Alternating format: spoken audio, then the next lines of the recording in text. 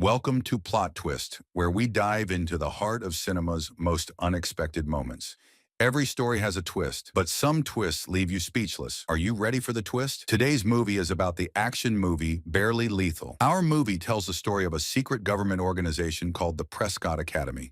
This is a school that trains girls from a young age to become professional assassins.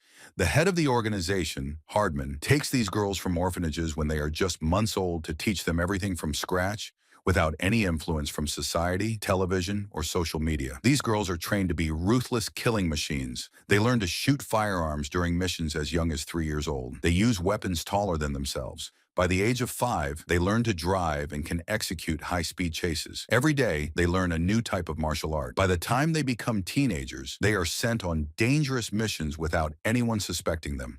The first rule Hardman set is no forming attachments to anyone or anything. Although all the girls are orphans, they are not allowed to form friendships with each other. They don't even have names. They are known only by numbers. Currently, the best among them is number 83, who has shown talent and skill since childhood. She is an expert marksman and unbeatable in martial arts. However, she has never been fully convinced of the first rule about relationships. One day, Hardman gives them a mission to stab a cotton doll with their pens multiple times. The girls execute the mission, but number 83 hugs the doll and draws a face on it. When Hardman sees this, he calls her a bad example, takes the doll from her, and tears it apart. This makes number 83 start thinking to herself, leaning toward the idea of escaping from this place one day to live a normal life. A life she doesn't even know how to live. The years pass by, and she grows up, becoming a teenager with unparalleled combat skills. Her main rival is number 84, who always comes second after number 83. Anything that bothers her and makes her despise number 83. If they weren't in the same organization, she would have killed her without a second thought. Due to 83's superiority, the organization chooses her for the first mission ahead of all her colleagues. Of course, 84 isn't happy with this decision, but she doesn't have the authority or the choice to oppose it. She goes on numerous missions, and because she is young, no one ever suspects her. She executes every mission she's sent on easily, impressing Hardman from within. Deep down, she longs to live a normal life like any other girl her age, a life she's never had. One day, while on a mission and keeping an eye on her target, she notices a party happening in the apartment across from her. She watches the boys and girls dancing and having fun. She realizes that the life she's living is not normal, like Hardman wants her to believe, and that her childhood has been stolen from her. She doesn't want her teenage years to be wasted and decides she must enjoy her life. So she makes up her mind to escape from the organization the first chance she gets. However, before carrying out her plan, she realizes that she must first learn how to live as a normal girl. She starts by buying magazines and watching movies. Each time she goes on a mission, she buys magazines to read them in secret during boring and long meetings. One time, Hardman catches her reading the magazine while he's briefing her on her next mission. He yells at her and tells her to focus, warning her that her next mission is dangerous because she's going to capture one of the most dangerous mafia women, Victoria, who has been in the city for 8 hours. She must capture her within 2 days before she disappears again. 84 wants to take on this mission in hopes of proving herself and gaining Hardman's admiration, hoping it will lead to missions like 83's, but Hardman refuses, giving the mission to 83 instead. We then see Victoria at a construction site holding 3 hostages tied up. She starts beating and insulting them, taking the cover off their heads. To her surprise, one of the hostages, number 83, is among them. At that moment, 83 attacks Victoria, knocking her to the ground and knocking out her men. She grabs a rope hanging from a plane above and is pulled up, but Victoria, with her gun, shoots at 83. In an attempt to save herself, 83 cuts the rope and falls into the river, while Victoria is pulled into the plane by the rope. Back on the plane, Hardman notices 83's absence and tries to contact her through the wireless device in his hand.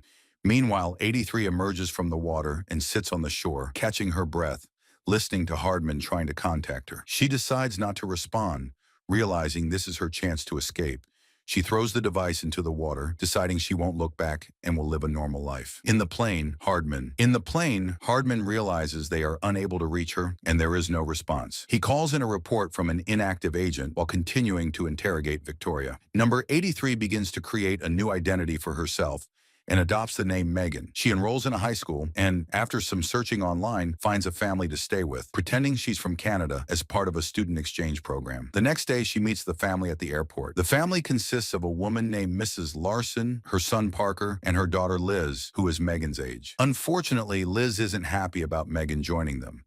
and it takes her a while to adjust to her new sister living in the house. Megan is amazed by the everyday things she sees, like riding the school bus. She's fascinated by things she's never experienced before. Liz's mother helps Megan adjust to school, and on her first day at school, she wears a fancy outfit, thinking she's unique, but everyone sees her as weird. A boy named Gutch teases her, offering her a different t-shirt to wear, and in the school theater, as the students gather, Megan is supposed to speak in front of everyone as an exchange student. Before she steps on stage, she meets a boy named Roger, a popular guy in school who seems friendly. When Megan takes the stage, introduces herself, and speaks, everyone laughs and mocks her. They tell her to go back to Canada. The students' mocking voices grow louder. But just as it seems unbearable, a boy named Cash, a member of the school's music band, intervenes. He cuts off their laughter with a song, and the students quiet down. Megan is immediately taken by Cash and admires him, as he's the most popular and adored student in school. Megan, still adjusting, feels both confused and fascinated by this new life she's experiencing. Later, during the lunch break,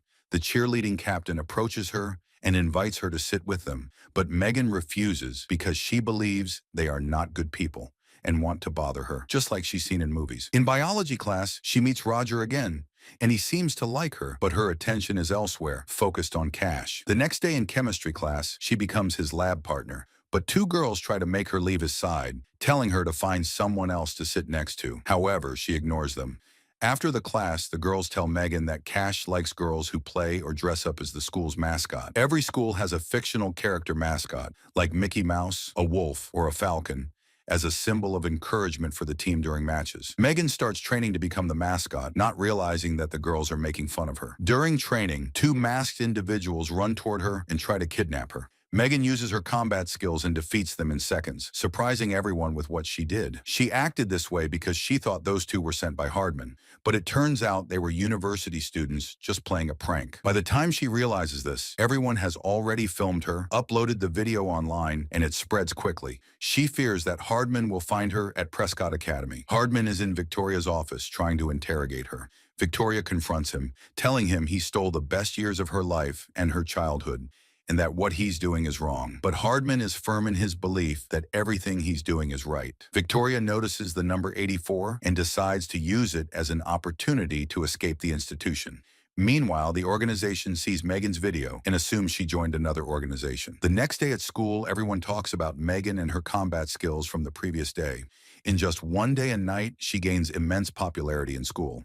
The situation escalates when Cash invites her to join their band rehearsals. When she goes to meet him after school, she encounters Roger and talks with him until Cash arrives. Roger admires her personality and tells her they have a lot in common, but Megan doesn't pay attention to him, as she's focused on impressing Cash, so he notices her feelings for him. Later, Cash invites her to a party at Gooch's house. She's thrilled because she's never attended such a party before.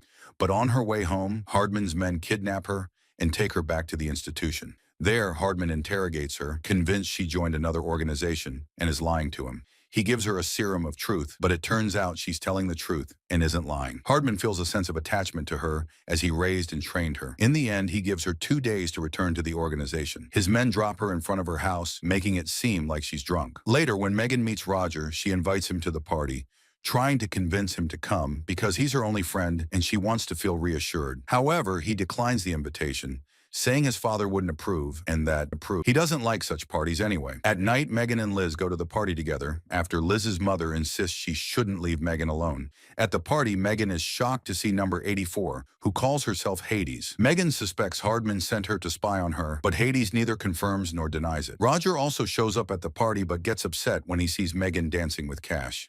At the end of the party, Cash invites her to the school's annual dance. The next morning, Megan gets on the school bus only to find Hardman disguised as the bus driver. He warns her that Victoria has escaped and is seeking revenge, and that she's joined forces with Hades, or number 83. He urges her to return to the organization, but she refuses. On another day, Liz drives Megan to school, but they are chased by one of Victoria's men. Megan ends up telling Liz everything about her past and her true identity. Liz is shocked by what she hears. Eventually, their car crashes into a junkyard, and Megan decides to leave to protect everyone from further harm. But Liz misunderstands and thinks Megan just wants to abandon them. This misunderstanding strengthens their bond, and they go dress shopping together to prepare for the school dance. At the dance, Liz goes with Gooch, who has become a better person after spending time with them. Megan and Cash are together for a while, but eventually Cash leaves her, and she realizes his true personality and breaks things off with him. She then approaches Roger and asks him to dance with her, but he refuses, contrary to her expectations. She thought he would immediately agree. She discovers that Hades is also at the dance, and the two argue over who should be with Roger. They fight, causing damage to the venue. Megan hides in the kitchen, but Hades follows her. When Hades tries to stab her, Liz unexpectedly appears and stabs Hades in the leg. Megan then knocks Hades out. Later, they return home, only to find Victoria and her men waiting for them, holding Hades' mother and brother hostage. Megan fights them all, defeating them until they capture Liz. Megan hopes Hardman will come to their rescue. Victoria confronts Megan, telling her she was the first child in Hardman's organization, number 1, and that she escaped because they stole her childhood. She wanted to live her life just like Megan did. They fight, and Megan ultimately defeats Victoria. Suddenly, Hardman and his men arrive, help Megan, and arrest Victoria after stunning her with a taser. Megan hugs Hardman and thanks him for his help. In the final scene of the movie, we see Roger walking home, and Megan stops him on the road, taking him with her in a helicopter. And that's how today's movie ends. Don't forget to support us with a like, share, and subscribe to the channel, and activate the notification bell to stay updated with all our new content.